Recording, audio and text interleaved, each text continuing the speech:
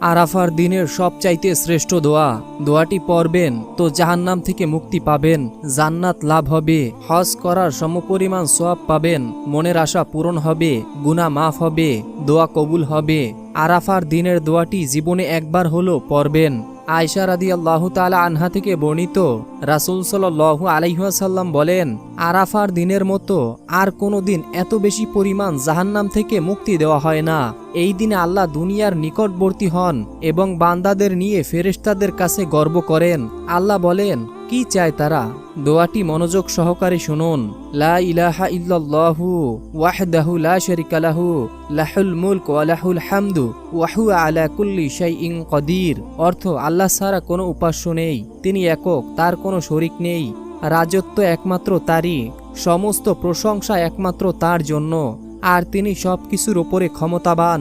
সুবহানাল্লাহ।